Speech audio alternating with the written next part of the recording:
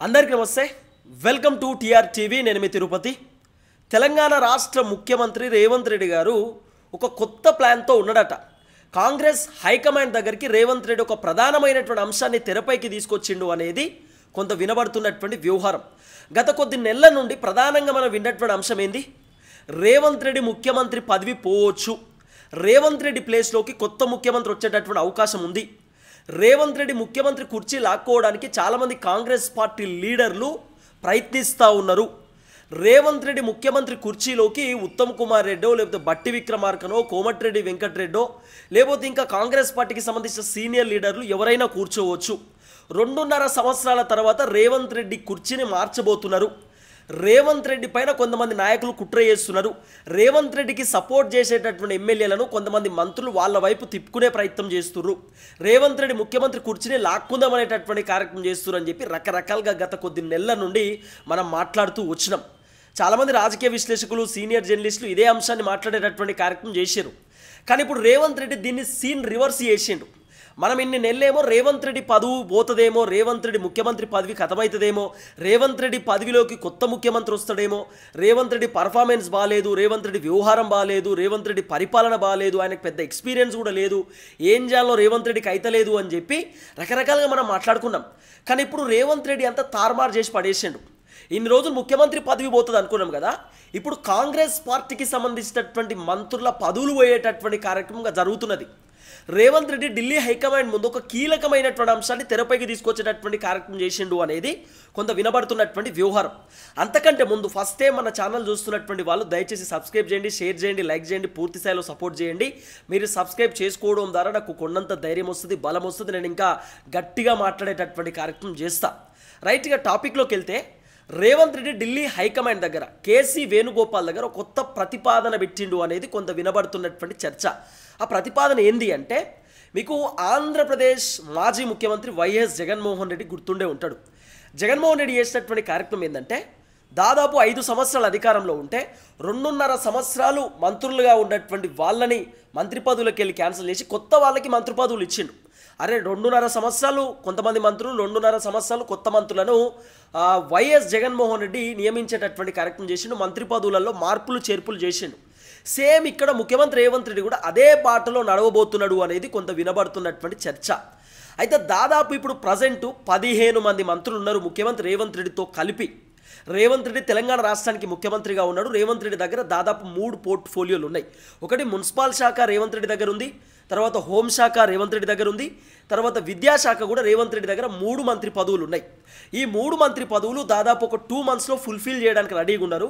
అంటే డిసెంబర్ 9వ తారీఖు కాంగ్రెస్ అధికారంలోకి వచ్చిన 2 సంవత్సరాల నేపథ్యంలో ఈ 3 మంత్రి పదవులు ఇవ్వడానికి రెడీగా ఉన్నారు డిసెంబర్ 9వ తారీఖే 3 మంత్రి పదవులు అనౌన్స్ చేయబోతున్నారట ఆల్రెడీ లిస్ట్లో కొంతమంది పేర్లు కూడా చేర్చిరు అనేది కొంత వినబడుతున్నటువంటి వ్యవహారం ఇదొక అంశం అయితే ఇప్పుడు దాదాపు ఉన్నటువంటి 14 మంత్రులలో 3 మంత్రులను టచ్ చేసేటటువంటి అవకాశం లేదు దాంట్లో వివేక్ వెంకటస్వామి అడ్లూరి లక్ష్మణ్ వాకాటి శ్రీహరి వీళ్ళకు మొన్ననే 3 కొత్త మంత్రి పదవులు వచ్చినాయి ఈ 3 మంత్రులను టచ్ చేసేటటువంటి అవకాశం ఉండకపోవచ్చు కానీ మిగిలినటువంటి దాదాపు 11 మంది మంత్రులను మార్చేటటువంటి కార్యక్రమం చేయబోతా ఉన్నారు అనేది కొంత వినబడుతున్నటువంటి వ్యవహారం దాంట్లో బట్టన్న మంత్రి పదవి చేంజ్ కావచ్చు ఉత్తమ్ కుమార్ రెడ్డి మంత్రి పదవి చేంజ్ కావచ్చు కోమటిరెడ్డి వెంకటరెడ్డి మంత్రి పదవి చేంజ్ కావచ్చు ఎవరిదైనా మంత్రి పదవి చేంజ్ కావచ్చు అంటే ఎట్లా చేంజ్ చేస్తారు అంటే అన్ఫిట్ ఉన్నటువంటి వ్యక్తులు ఎవరు దాదాపు ఈ 11 మంది మంత్రులలో అన్ఫిట్ ఎవరు అంటే చక్కగా పరిపాలన ఎవరు చేస్తలేరు ఈ మంత్రి పదవుల పైన అవగాహన ఎవరెవరికి లేదు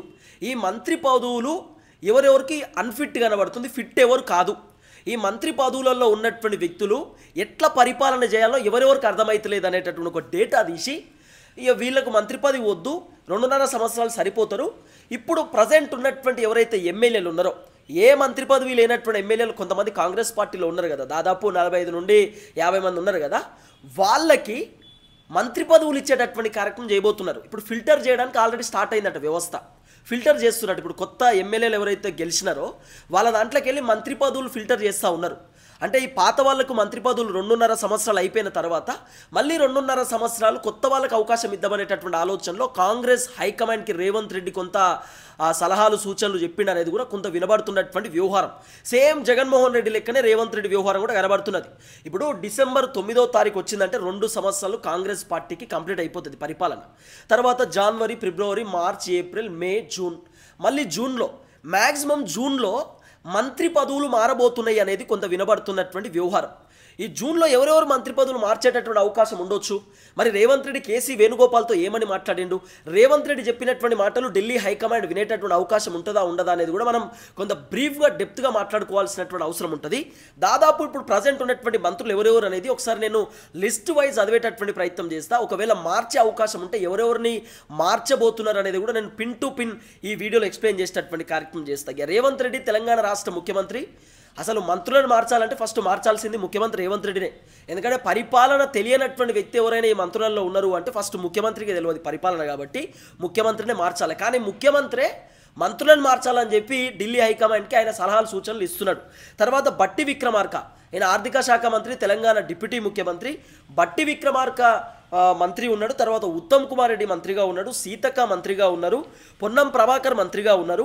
పొంగులేటి శ్రీనివాసరెడ్డి మంత్రిగా ఉన్నారు. కోమటిరెడ్డి వెంకటరెడ్డి మంత్రిగా ఉన్నారు. జూపల్లి కృష్ణారావు మంత్రిగా ఉన్నారు. తుమ్మల నాగేశ్వరరావు గారు మంత్రిగా ఉన్నారు. శ్రీధర్ బాబు గారు మంత్రిగా ఉన్నారు. కొండా సురేఖ గారు మంత్రిగా ఉన్నారు. దామోదర్ రాజనరసింహ గారు మంత్రిగా ఉన్నారు. వివేక్ వెంకటస్వామి గారు మంత్రిగా ఉన్నారు. అడ్లూరి లక్ష్మణ్ గారు మంత్రిగా ఉన్నారు. వాకాటి శ్రీహరి గారు ఈయన కూడా మంత్రిలో ఉన్నాడు. అంటే దాదాపు 14 అంటే 15 మంది ఇప్పుడు మంత్రి పదవులలో కంటిన్యూ అవుతారు ముఖ్యమంత్రి రేవంత్ రెడ్డితో కలిపి. మరి ఈ 15 మందిలో మారుస్తే ఎవరెవరిని మార్చవచ్చు, ఎవరెవరిని మార్చేటటువంటి కార్యక్రమం చేయొచ్చు. ఈ మార్చడానికి గల కారణం ఏంటంటే అన్ఫిట్, అంటే ఈ మంత్రి వల్ల కాంగ్రెస్కి డ్యామేజ్ అవుతుంది, ఈ మంత్రికి ఎట్లా మాట్లాడాలో తెలియట్లేదు, ఈ మంత్రికి వాళ్ళ పోర్ట్ఫోలియోని ఎట్లా చూడాలో అర్థమైతలేదు, ఈ మంత్రి పదవిలో అన్ఫిట్, ఈమె పరిపాలన ఈమెతో అయితలేదు. అంటే మంత్రి అంటే చాలా బాధ్యతలు ఉంటాయి కదా. ఎమ్మెల్యే అంటే నియోజకవర్గానికే పరిమితం, కానీ మంత్రి అంటే ఆ పోర్ట్ఫోలియో మొత్తం చూసుకోవాలి. ఇప్పుడు ఇరిగేషన్ శాఖ ఉంది, ఇరిగేషన్ శాఖ ఉత్తమ్ కుమార్ రెడ్డి సీనియర్ లీడర్, ఆయన ఇరిగేషన్ శాఖను హ్యాండిల్ చేసేటటువంటి సత్తా ఉన్నటువంటి వ్యక్తి. తర్వాత సివిల్ సప్లై కూడా కొంత ఆయన హ్యాండిల్ చేసేటటువంటి వ్యక్తి కదా. కాబట్టి ఉత్తమ్ కుమార్ రెడ్డికి సత్తా ఉంది, హ్యాండిల్ చేయగలుగుతాడు. కోమటిరెడ్డి వెంకటరెడ్డి కూడా గతంలో అనేకమైనటువంటి కార్యక్రమాలలో పనిచేసేటటువంటి వ్యక్తి కాబట్టి సీనియరు, ఆయన పనిచేయగలుగుతాడు. తర్వాత బట్టన్న కూడా అనేకమైనటువంటి కార్యక్రమాలలో ఉన్నటువంటి వ్యక్తి, ఆయన పనిచేయగలుగుతాడు. సీనియర్ లీడర్ కదా వీళ్ళంతా. కొంతమంది సీనియారిటీ లేనటువంటి వ్యక్తులు కూడా ఉన్నారు. ఇప్పుడు కొండా సురేఖ గారు ఉన్నారు. కొండా సురేఖ గారు వరంగల్లో ఆమె వివాదాలకు కేర్ ఆఫ్ అడ్రస్ లేక మారుతుంది. వరంగల్లో ఉన్నటువంటి ఎమ్మెల్యేలు కొండా సురేఖ పైన ఆరోపణలు చేస్తూ ఉన్నారు, కొండా సురేఖ పైన దుమ్మెత్తి పోస్తూ ఉన్నారు, కొండా సురేఖ పైన తిడుతూ ఉన్నారు, విమర్శలు చేస్తున్నారు. కొండా కావాలన్నా మేం కావాలో డిసైడ్ కాండి, ఒకవేళ రాజీనామా చేయమంటే రాజీనామా చేస్తాం, కొండా సురేఖతోటి మా వల్ల అయితలేదు, ఆమె వల్ల మేము పార్టీ నుండి వెళ్ళిపోతాం, అసలు విభేదాలు అవుతూ ఉన్నాయి, ఆమె వల్ల మా దగ్గర ఉన్న క్యాడర్ని ఆమె గుంజుకుంటా ఉంది, మా నియోజకవర్గంలో వేలు పెడతా ఉంది, తలదూరుస్తూ ఉంది, ఇష్టానుసారంగా వ్యవహరిస్తుందని చెప్పి చాలామంది నాయన్ రాజేందర్ రెడ్డి లాంటి ఎమ్మెల్యేలు బయటకు వచ్చి మాట్లాడుతున్నారు కదా. కొండా సురేఖ పైన అనేకమైనటువంటి ఆరోపణలు చేస్తున్నారు కదా. ఇవన్నీ ఒక్కొక్కటి తెరపైకి వస్తున్నాయి. ఇట్లా ఎవరైతే కాంగ్రెస్ పార్టీకి డ్యామేజ్ చేసేటటువంటి విధంగా, ప్రభుత్వానికి ఇబ్బంది కలిగేటటువంటి విధంగా ఎవరెవరైతే మంత్రులు ఉన్నారో ఆ మంత్రి పదవులకు వెళ్ళి వాళ్ళని తీసేసి కొత్త వాళ్ళని మంత్రి పదవుల్లోకి తీసుకుందాం అనేటటువంటి ఆలోచనలో కాంగ్రెస్ హైకమాండ్కి ముఖ్యమంత్రి రేవంత్ రెడ్డి చెప్పినట్టుగా కూడా కొంత వినబడుతున్నటువంటి వ్యవహారం.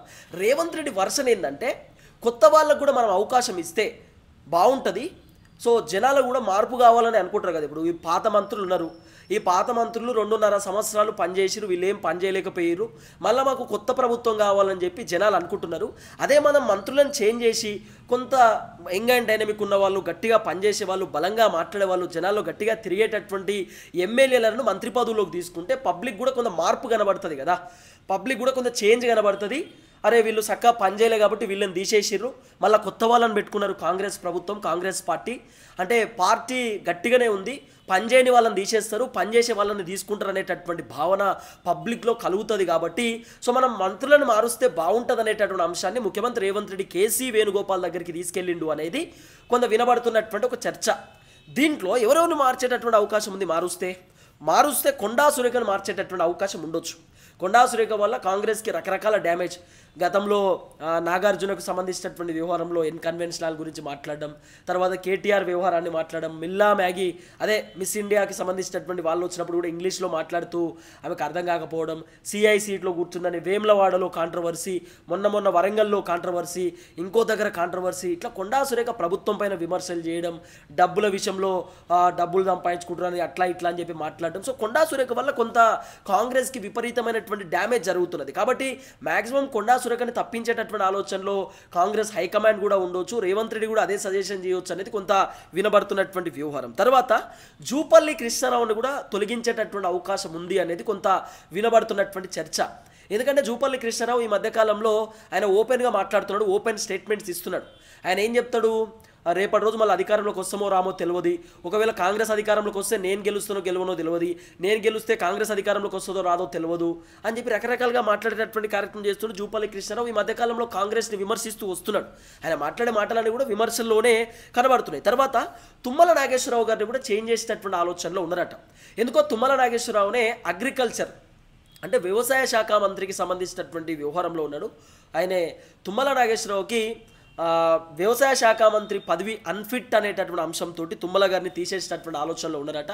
తుమ్మల కూడా నాకు ఈ మంత్రి పదవి వద్దు, అనవసరంగా తిట్లు తింటున్నా, యూరియా బత్తాలు రాకపోయినా నన్నే తిడుతుర్రు, రైతు బంధు ఇవ్వకపోయినా తిడుతుర్రు, రైతు భరోసా అదే 12,000 రూపాయలు కౌలు రైతులకు ఇవ్వకపోయినా తిడుతుర్రు, 500 రూపాయలు పంట బోనస్ రాకపోయినా తిడుతుర్రు, అన్నీ నేనే భరిస్తున్నా, నన్నే తిడుతుర్రు, కాబట్టి మంత్రి పదవి వద్దని చెప్పి తుమ్మల కూడా ఎప్పటి నుండో కొంత ఆలోచన చేస్తున్నాడట. సో ఒకవేళ మంత్రి పదవి చేంజ్ చేసేటటువంటి అవకాశం ఉంటే తుమ్మల నాగేశ్వరరావుకు సంబంధించినటువంటి మంత్రి పదవిని కూడా చేంజ్ చేయొచ్చు అనేది కొంత వినబడుతున్నటువంటి వ్యవహారం. దీంట్లో దామోదర్ రాజనరసింహకు సంబంధించినటువంటి మంత్రి పదవిని కూడా మార్చేటటువంటి ఆలోచనలో ఉండే అవకాశం ఉంది అనేది కొంత వినబడుతున్నది.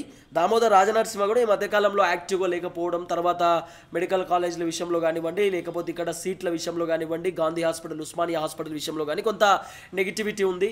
దామోదర్ రాజనరసింహ గట్టిగా పనిచేయలేకపోతున్నాడు అనేటటువంటి ఒక చర్చ కూడా ఉన్నటువంటి నేపథ్యంలో సో దామోదర్ రాజనరసింహని కూడా 2.5 సంవత్సరాల తర్వాత జూన్లో అట్లా తొలగించేటటువంటి అవకాశం ఉండొచ్చు అనేది కొంత వినబడుతున్నటువంటి వ్యవహారం. సో దాదాపు ఈ 11 మంది మంత్రులలో ఒకవేళ మారుస్తే 2-3 మంత్రులను మార్చేటటువంటి అవకాశం ఉండొచ్చు. అంటే దాదాపు ఒక 5 మంది మంత్రులు మ్యాక్సిమం చేంజ్ కాబోతున్నారు అనేది కొంత వినబడుతుంది.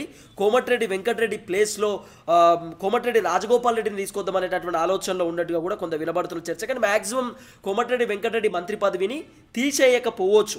దీంట్లో ఎవరెవరు కంటిన్యూ అవుతారు మ్యాక్సిమం అంటే బట్టి విక్రమార్క కంటిన్యూ అవుతారు, ఉత్తమ్ కుమార్ రెడ్డి కంటిన్యూ అవుతారు, సీతక్క కంటిన్యూ అవుతారు, పొన్నం ప్రభాకర్ కంటిన్యూ అవుతారు, పొంగులేటి శ్రీనివాసరెడ్డి కంటిన్యూ అవుతారు, కోమటిరెడ్డి వెంకటరెడ్డి కంటిన్యూ అవుతారు, తుమ్మల నాగేశ్వరరావు పోతాడు, జూపల్లి పోతాడు, శ్రీధర్ బాబు కంటిన్యూ ఉంటారు, కొండా సురేఖ పోయే అవకాశం ఉంది, దామోదర్ రాజనరసింహ పోయే అవకాశం ఉంది, వివేక్ వెంకటస్వామి ఉంటాడు, తర్వాత అడ్లూరి లక్ష్మణ్, వాకాటి శ్రీహరి వీళ్ళు ఉండేటటువంటి అవకాశం ఉంది. అంటే నేను బ్రీఫ్గా చెప్తున్నా, కొంతమంది పోయే అవకాశం ఉందని చెప్పి, మిగతా వాళ్ళు కూడా చెప్పలేము, ఎవరెవరిని తీసేస్తారు ఎవరెవరిని పెడతారో మనం చెప్పలేము. ఇప్పుడు ఏపీలో కూడా జగన్మోహన్ రెడ్డి మంచి వాళ్ళని తీసేసి కొత్త వాళ్ళని తీసుకున్నాడు. సో జగన్మోహన్ రెడ్డి ఆలోచనలే రేవంత్ రెడ్డి కూడా చేస్తూ ఉన్నాడు అనేది కొంత వినబడుతున్నటువంటి వ్యవహారం. మరి ఇట్లా చేయడం వల్ల ప్రభుత్వానికి ఏమైనా లాభం ఉందా, జనాలకి ఏమైనా లాభం ఉందా అనేది పెద్ద క్వశ్చన్ మార్క్. కానీ రేవంత్ రెడ్డి ఏంటంటే ఇప్పుడు కాంగ్రెస్ అధికారంలోకి వచ్చిన తర్వాత చాలామంది జనం మార్పు అంటే ఇదేనా మార్పు, మంత్రులు చక్కగా పనిచేస్తలేరు, మంత్రులు నియోజకవర్గాలలో వస్తలేరు, మంత్రులు మమ్మల్ని కలుస్తలేరు, ఈ మంత్రులు వేస్ట్ అని చెప్పి మాట్లాడుతున్నారు. రకరకాలుగా జనం మంత్రులను తిట్టేటటువంటి కార్యక్రమం చేస్తున్నారు, విమర్శించే కార్యక్రమం చేస్తున్నారు.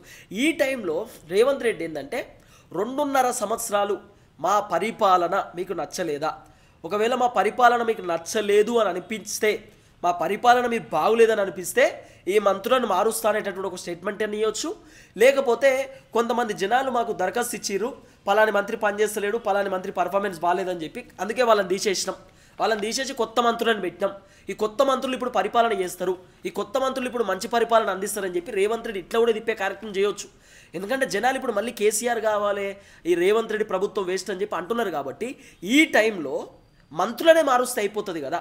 ఇప్పుడు మార్పు కావాలి అంటే కేసీఆర్ వద్దని రేవంత్ రెడ్డిని తెచ్చుకున్నారు. రేవంత్ రెడ్డి వచ్చిన తర్వాత ఏమైనా మార్పు జరిగిందంటే యాజ్ టీస్ ఎక్కడ పెట్టిన గొంగడ అక్కడనే ఉంది, పెద్ద మార్పు కూడా ఏం జరగలేదని చెప్పి జనాలు వాళ్ళ వర్షంలో మాట్లాడే కార్యక్రమం చేస్తున్నారు.